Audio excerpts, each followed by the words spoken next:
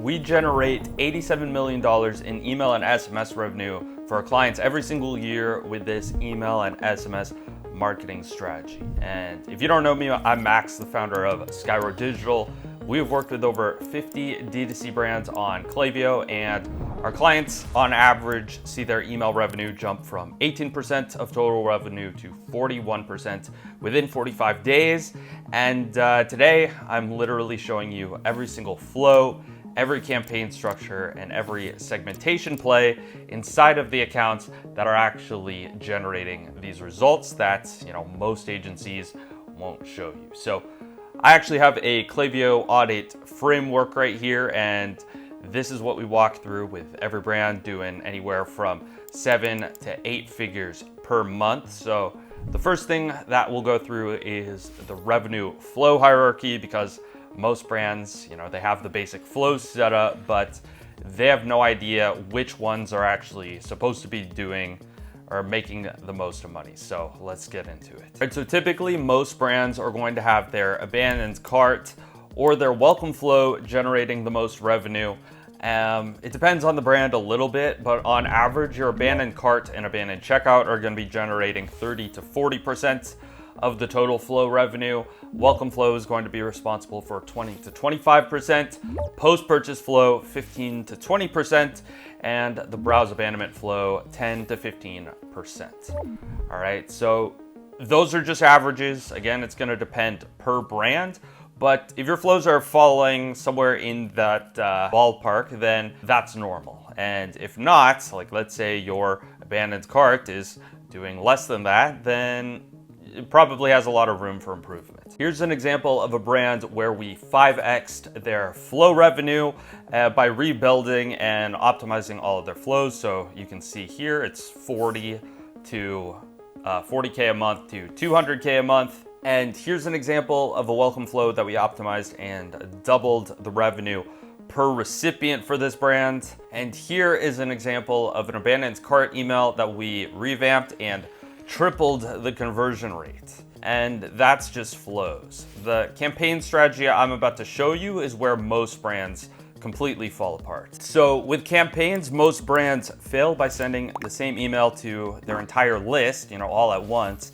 And that's killing deliverability, and it's also leaving money on the table because they're not tailoring their campaigns to each specific segment. So there's 3 main segments that you need to implement onto your account. So number 1 is going to be the engage segment. So this is basically your regular segment that you send most of your campaigns to. So this is going to be anybody who has opened or clicked an email or was active on site or viewed a product or added something to their cart or started checkout within the last 120 days, let's just say, or it could be 180. The amount of days, you could set up different segments and test out which of these works best for you. But if you set it to 120 days, that's your 120-day engage segment, etc. On average, most of the brands that we send campaigns to, it's going to fall somewhere between 120 and 180-day engaged for the regular campaign sends. Now, the next most important campaign segment is going to be your non-purchasers. So this is anybody who has been on your email list for at least 30 days, but they've never purchased from you and probably aren't going to buy from you at full price. So these people are a bit more stubborn. They're a bit more difficult to convert. So what you want to do here with this segment is every so often you want to send them some sort of time limited offer. So this could literally just be a reframed version of your welcome offer, which let's say is 10% off. They went through your welcome flow, but they never, bought something with the welcome offer. So, it makes sense to just resend them the offer, but obviously you don't call it the welcome offer, you call it something else. So it could be like a flash sale, whatever you want. Just make sure that you let them know that you're running some sort of sale and it's only gonna last for 24 hours or 48 hours so that there's this urgency sort of built into that campaign. And you only wanna send it to this non-purchaser segment, meaning exclude all the other segments.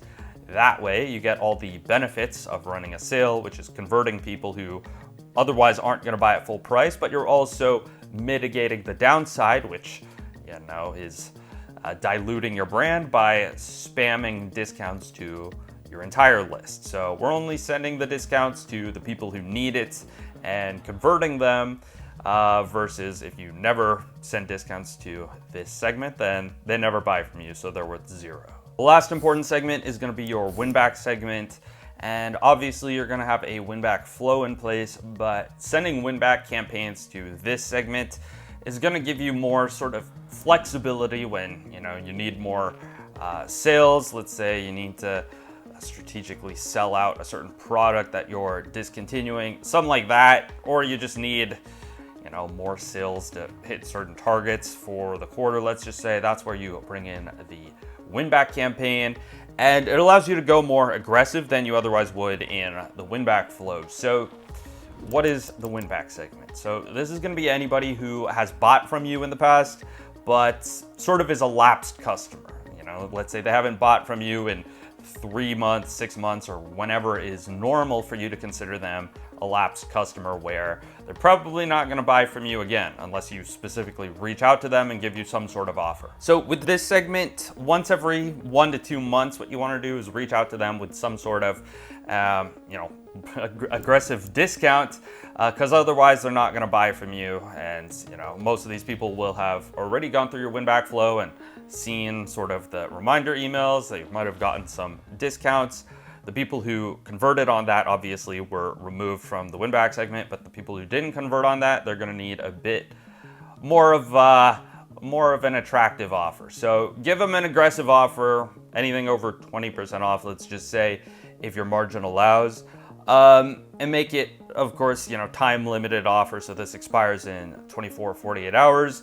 And it's worth doing, because if you don't send them a win-back campaign, then the people in this segment are going to churn and they're going to be worth 0 to you anyway. So it's like, would you rather have them be worth 80% to you because you're giving them 20% off, or would you rather them be worth 0? So you could essentially consider the discount that you're giving them a cost of acquisition. Now compare this segmentation strategy with what most brands are doing, which is sort of just blasting out emails to a bunch of random segments or just to their full list. I mean, obviously that's super suboptimal, but with this one, you're converting all segments at their maximum possible price because you're segmenting them based on their behaviors. If people are engaged, then you send them normal emails. If they're not buying from you, then you can ramp up the discounts and the urgency. If they're a lapsed customer, you know that they're interested in the product, but they're about to churn, so you need to be a bit more aggressive with your offers. So all of it makes sense, and obviously this is gonna maximize your revenue massively. Now, none of this matters if your emails aren't actually landing in your customer's inbox. So let me show you the deliverability framework that allows all of this to work. But before we get into deliverability, if you want the exact flow templates that I just showed you, I put together a free guide that breaks down all 8 of the core flows, the exact timing, the segmentation logic, and the exact email copy framework that we use at our agency. The link is in the description. So as I was saying, deliverability basically allows everything else to work. If your emails are hitting spam, then your flows and campaigns are essentially worthless, and that's going to be the main bottleneck on your account. So as far as deliverability, step 1 is make sure you're doing all the obvious stuff, which is number 1, suppressing anybody who has been unengaged with your emails for at least 120 days, let's just say. You also want to monitor bounce rates weekly, and obviously remove anybody who consistently bounces, although Klaviyo does a decent job with automatically removing people who have known to bounce on previous campaigns. And then obviously it needs to be said to never send to cold imported lists. Sometimes I have people ask me about that, where it's like, can we buy an email list and send it to them, which will nuke your deliverability. So yeah, basically never do that. Then some other obvious foundational stuff, such as making sure that your DNS records are on point. So that's going to be your SPF, DKIM, and DMARC authentication. Those need to be set up.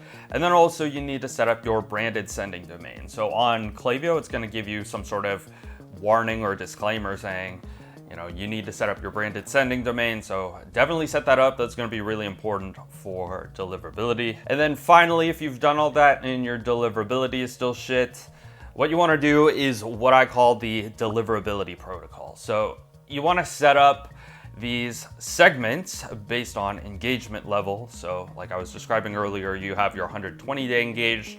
Essentially what you want to do is send to a very highly engaged segment for a, small amount of time, relatively speaking. And then once you're getting really high open rates, then you could gradually increase the segment that you're sending to.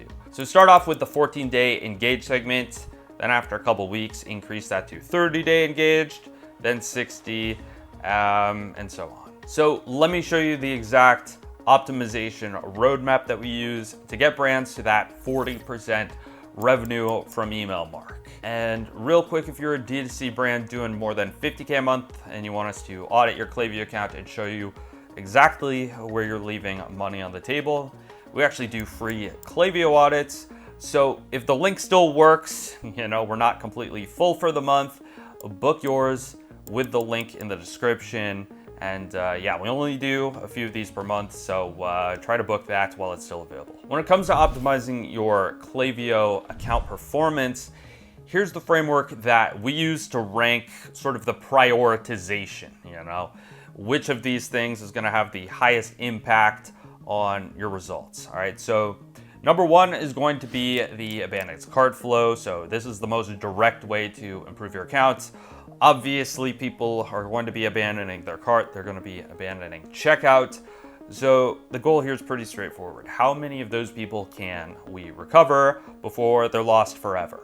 All right, so if your abandoned cart is really good, then you'll be able to convert anywhere from 20 to 30% of people who are abandoning their cart, all right? Number two is going to be the welcome series. Number three, the pop-up form. So this is going to be list growth rates. Number four is going to be subject lines. Number five, segmentation. Number six is going to be email design and CTAs optimization. And number seven, the least impactful but still important, is going to be the send time testing. And here's an example of an A/B test that we ran on the abandoned checkout email, where we simply just tested the subject line. So these ones was sort of the default subject line, which is like you left something behind. And then the experimental subject line, which we were testing, is regarding your order. So RE:your order. And as you can see right here, that second subject line more than doubled the revenue from this email from $1,400 to $4,900 on the abandoned checkout flow. So obviously that's massive, more than 2x the conversion rate there. And sometimes that'll happen where you have a very successful and significant A/B test. Most of the time nothing happens, but every once in a while you get these, which completely changes your funnel economics, because obviously you're recovering more than twice as many people who are abandoning their checkout. All right, let me wrap this up and show you exactly what to do next. So here's the reality. Most D2C brands are doing 100K per month, but email is only 8 to 15% of their revenue when, if it's fully optimized, it should be 35 to 40%. Now, that gap is pure profit that you're leaving on the table every single month that your email channel is underperforming. And at Skyro Digital, we've generated $87 million in email revenue for our clients using this exact system. We built the entire flow architecture, segmentation, strategy, campaign calendar, and deliverability framework within 45 days and guarantee a minimum increase of $50,000 within that first 45 days, or else you don't pay. So if you're serious about fixing your email channel, book a free strategy call with the link in the description. Like I mentioned, we do free Klaviyo audits, but we only do a few per month before we wait until the next month. And essentially on these audits, we screen share your Klaviyo account, showing you exactly where your revenue is leaking and build you a custom roadmap for the first 90 days. That's it for today. Thanks for watching, and I'll see you in the next one.